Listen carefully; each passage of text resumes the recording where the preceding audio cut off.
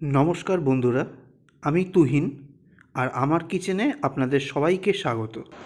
আজকে আপনাদের জন্য নিয়ে এসেছি জন্মাষ্টমী স্পেশাল তালের বড়া বা তাল ফুলুরি।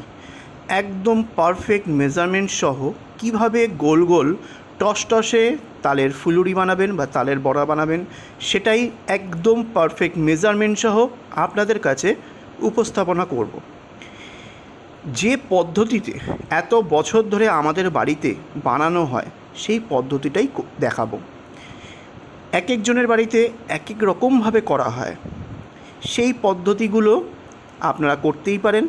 তবে আজকে আমার মতো করে আপনারা কিন্তু একবার ট্রাই করে দেখতে পারেন। টেস্ট কিন্তু অসম্ভব ভালো হয় এবং খুব সফট হয়। সফট না হলে তালের ফুলুরি গরম গরম তো খেলে নরম লাগে, কিন্তু সেটা যখন ঠান্ডা হয়ে যায় বা একটুখানি বাসি করে খেতে লাগে, তখন দেখবেন আর তালের ফুলুরিটা খেতে আর ভালো লাগে না। তো সেটা যাতে কোনোভাবেই অসুবিধা না হয়, সেটাই আপনাদের কাছে দেখাবো কিভাবে সফট রাখবেন এবং টেস্টি তালের ফুলুরি জন্মাষ্টমীর দিন কৃষ্ণভোগে দেবেন। চলুন দেখে নেওয়া যাক।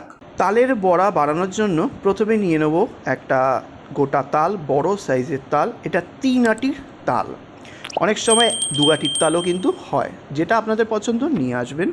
আর তাল কিভাবে চুজ করবেন সেটা হলো তাল কতটা কালো কুচকুচে, সেই অনুযায়ী কিন্তু তাল খুব সুমিষ্ট হয় এবং সেটা পাকা হয়, এবং সেই তাল দিয়ে কিন্তু তাল বড়া দারুণ হয়। এবং কালো কুচকুচে তাল আনবেন। তালের শেপটা দেখুন, এইভাবেই কিন্তু চুজ করতে হয়।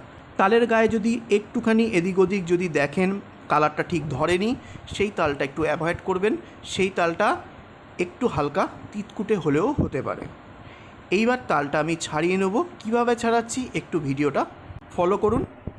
এই যে তালের ওপরে দেখতে পাচ্ছেন লেয়ার লেয়ার করে ওপরের একটা ঢাকনার মতো লেয়ার লেয়ার করে টেনে খুলতেই পারেন, কিন্তু তালের জন্য কোনো দরকার পড়ে না, বিশেষ করে পাকা তালের জন্য। একবারেই চারদিক থেকে একটু হালকা টেনে টেনে তুলে নেবেন, অথবা চামচ দিয়ে একটুখানি ঢাকনা যেরকম খোলেন সেইভাবে টেনে দেবেন। আমি হাত দিয়েই খুলে নিচ্ছি, কারণ একদম পাকা তাল নরম থাকে, ইজিলি কিন্তু খুলে আসে। দেখুন, একটা টান মারলাম, টেনে খুলে আসলো, কারণ এটা পাকা তাল। এইবার তালটা কিভাবে ছাড়াচ্ছি একটু ভালো করে দেখুন। ওপর থেকে আঁশগুলোকে টেনে টেনে, মানে বাইরের আঁশটাকে টেনে বের করে দিলাম। এইভাবে প্রথমেই টেনে টেনে চারদিক থেকে সুন্দরভাবে খুলে নিতে হবে।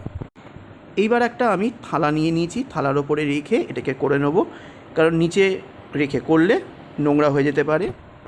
দেখুন, সব ছাল ছাড়ানো হয়ে গেছে। এইবার এই 3 আটির তালটাকে 3 ভাগে ভাগ করে নিতে হবে। এইবার একখানা পাত্র নিয়ে নিয়েছি, একটু উঁচু দেখে নেবেন। আর এই রকম দেখুন একটা ঝাঁঝরি থালা নিয়েছি। যারা ঝুড়ি পাবেন তারা কিন্তু ঝুড়ি দিয়ে করতে পারেন, কিন্তু বেসিক্যালি এখন আর বেতের ঝুড়ি বা বাঁশের ঝুড়ি খুব একটা দেখতে পাওয়া যায় না, আর খুব একটা বাড়িতেও রাখাও থাকে না। তো আমি বাড়িতেই থাকা এই ঝাঁঝরি দিয়ে আপনাদেরকে তালটা কিসে নেওয়া দেখাবো।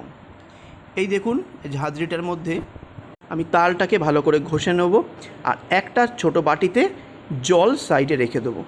যখনই দেখবেন হাতে লেগে লেগে যাচ্ছে বা তালের কাঠটা বেরোচ্ছে না, বা মানে পাল্পটা বেরোচ্ছে না, তখন একটু জলটা দিয়ে তালের আটির মধ্যে ভালো করে একটুখানি মাখিয়ে দেবেন। তাহলে কিন্তু খুব সুন্দরভাবে তালের আটি থেকে পাল্পগুলো বেরিয়ে আসবে। একটু হাতে জল মাখাবেন আর একটুখানি ঘষবেন। এইভাবে করতে করতে দেখুন নিচে, আমি এই থালাটা তুলে দেখাচ্ছি কী সুন্দরভাবে পাল্পগুলো নিচে পড়ছে। এইভাবে একটুখানি সময় নিয়ে, এই ছাড়ানোটাই হচ্ছে খুব টাফ। একটু সময় নিয়ে করবেন। একটা দিনই পুজো, একটু ভোগের জন্য ভগবানের উদ্দেশ্যে নিবেদন করলে মনটাও ভালো থাকে।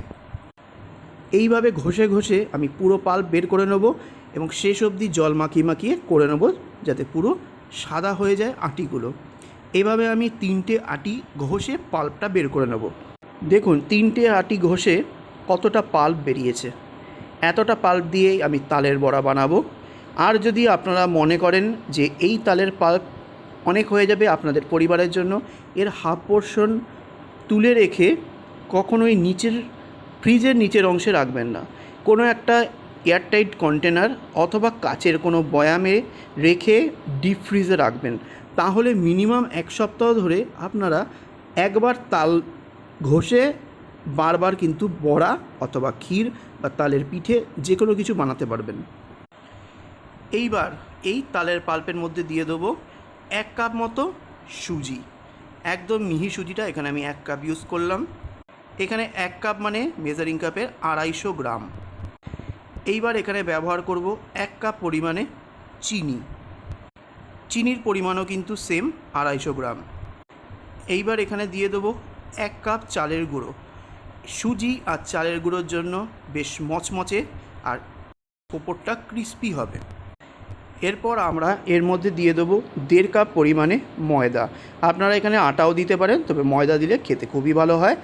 এই মাপটা দিয়ে প্রথমে মেখে নিতে হবে। তারপরে যদি মনে হয় যে আরেকটু বাইন্ডিংয়ের জন্য দিতে হবে তখন অ্যাড করবেন, তার আগে কিন্তু অ্যাড করবেন না। এইবার এখানে দিয়ে দেবো 5টা কলা। এখানে আমি কাঁঠালি কলা ইউজ করছি। আপনারা সিঙ্গাপুরি যদি ইউজ করেন 5টার জায়গায় 3টে দেবেন, যেহেতু সিঙ্গাপুরি বড় বড় হয়। আর কলা দিলে তালের বড়া খেতে অসম্ভব টেস্টি হয়, প্লাস সফট হয়। এর জন্যই কিন্তু তালের বড়া বাসি হয়ে গেলেও শক্ত হয় না। কলাগুলো ছুলে ছুলে আমি এর মধ্যে দিয়ে দেবো।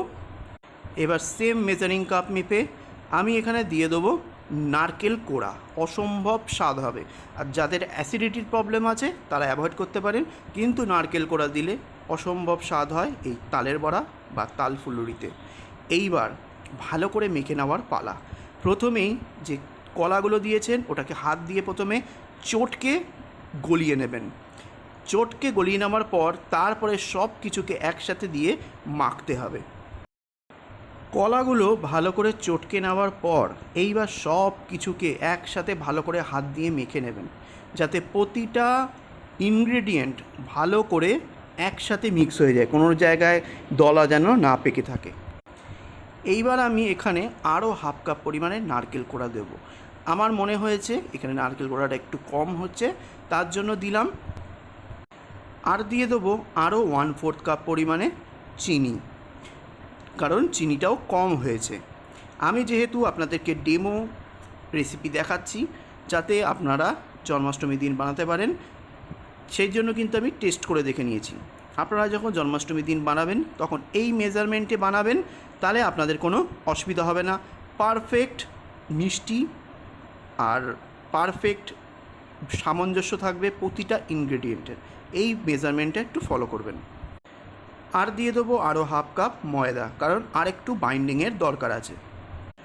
তারপরে আরও একবার ভালো করে সব কিছুকে একসাথে মেখে নেব। মেখে নেওয়ার পর এইখানে দেখুন অনেকটা টাইট লাগছে, তো এটাকে আপনি ভালো করে ফেটাতে পারবেন না। তার জন্য অল্প অল্প করে একটু একটু করে জল দেব, দিয়ে ভালো করে ফেটাবো। আপনারা এখানে কিন্তু জলের পরিবর্তে দুধও ইউজ করতে পারেন, সেটাতেও কিন্তু অসম্ভব টেস্ট হয়। আমি এখানে যেহেতু কলা রয়েছে, নারকেল রয়েছে, আমি আর দুধ ব্যবহার করলাম না, জল ব্যবহার করলাম। এইবার সসপ্যানের কর্নারটা ধরে ভালো করে এক হাত দিয়ে ক্লকওয়াইজ অথবা অ্যান্টি ক্লকওয়াইজ ভালো করে ফেটিয়ে নেবেন, যাতে এয়ার বাবলস ক্রিয়েট হয়। এয়ার বাবলস ক্রিয়েট হলেই কিন্তু এই তালের ফুলুরিগুলো বা বড়াগুলো বেশ টোপা টোপা গোল গোল কুলের মতো বড় বড় হয়ে যাবে। আশা করি বুঝতে পারছেন। যেরকমভাবে আপনারা ফুলুরি বানান বা যে কোনো ব্যাটার বানান যাতে বেশ ফ্লাপি হয়, সেরমভাবেই কিন্তু ফেটাতে হবে। না ফেটালে কিন্তু গোল গোল তাল ফুলুরি হবে না। দেখুন আমি প্রায় 5 মিনিট ধরে আমি এটাকে ফেটিয়ে নিয়েছি এবং খুব সুন্দরভাবে ফেটানো হয়ে গেছে। দেখুন হাত থেকে সহজে ছাড়ছে না এবং একটা লম্বা একটা হয়ে যাচ্ছে, মানে মণ্ডটা হট করে হাত থেকে পড়ে যাচ্ছে না।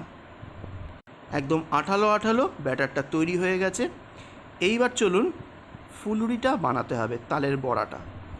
এইবার একটা কড়াই নিয়ে নিয়েছি, সঙ্গে নিয়ে নিয়েছি পরিমাণ মতো সাদা তেল, আর ফ্লেমটাকে হাইতে রেখে গরম করে নিয়ে ফ্লেমটা লো টু মিডিয়ামের মাঝখানে দিয়ে দিয়েছি। এইবার তেলের হিটের সামঞ্জস্যটা আছে কি না সেটা দেখার জন্য আমরা এখানে একটা ব্যাটারের গোলার একটুখানি অংশ এর মধ্যে দিয়ে দেবো। দেখুন সুন্দরভাবেই কিন্তু ফুটছে, অত্যাধিক তাড়াতাড়িও কিন্তু ওপরে চলে আসছে না এবং কালোও হচ্ছে না, কিন্তু সুন্দরভাবে ফুটছে। তার মানে তেলের গরমটা একদম পারফেক্ট আছে। এইবার তালের বড়ার আকারে ব্যাটারগুলো তেলের মধ্যে এক এক করে ছেড়ে দেবো আস্তে আস্তে, যাতে একে অপরের সঙ্গে লেগে না যায়। মিডিয়াম ফ্লেমে বেশ সময় নিয়ে সুন্দরভাবে তালের বড়াগুলো ভেজে নেব বেশ লাল লাল করে। আর এরকম তালের বড়া বাইরেটা হয় ক্রিস্পি আর ভেতরটা হয় জুসি আর নরম। এবার তালের বড়াগুলো এক এক করে তুলে নেবো তেল থেকে ছেঁকে।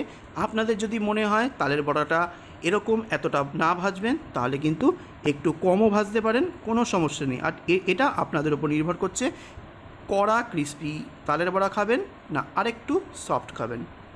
সেকেন্ড ব্যাচেও আমি সেমভাবে তালের বড়ার ব্যাটারগুলো অল্প অল্প করে দিয়ে দেবো, দিয়ে এটাকে মিডিয়াম ফ্লেমে ভাজতে দেবো। আর অবশ্যই তেল নেবেন এতটা যাতে ডুবো তেলে ভাজা হয়। ডুবো তেলে যদি ভাজা না হয় তালের বড়া বা ফুলুরি জায়গা পাবে না আর সুন্দরভাবে ফুলতেও কিন্তু পারবে না। দেখুন সেকেন্ড ব্যাচেও কিন্তু আমি তালের বড়াগুলো ভেজে নিয়েছি, বেশ ফুলো ফুলো তালের বড়া। এরপর আমি তৃতীয় ব্যাচ চতুর্থ ব্যাচ করে সব তালের বড়াগুলো আমি ভেজে নেব। রেডি হয়ে গেল জন্মাষ্টমী স্পেশাল গরম গরম তালের বড়া বা তাল ফুলুরি। ভগবানের কাছে নিবেদন করে তারপরে সবাই খাবেন, অপূর্ব লাগবে খেতে। এই পদ্ধতিতে অবশ্যই একবার ট্রাই করবেন। আর রেসিপিটা কেমন হলো কমেন্ট করে জানাবেন, বন্ধুদের সঙ্গে শেয়ার করে দেবেন। আর পাশে থাকার জন্য সাবস্ক্রাইব করে অল বাটনটা ক্লিক করে নেক্সট নোটিফিকেশন পাওয়ার জন্য একটু অপেক্ষা করবেন। নমস্কার।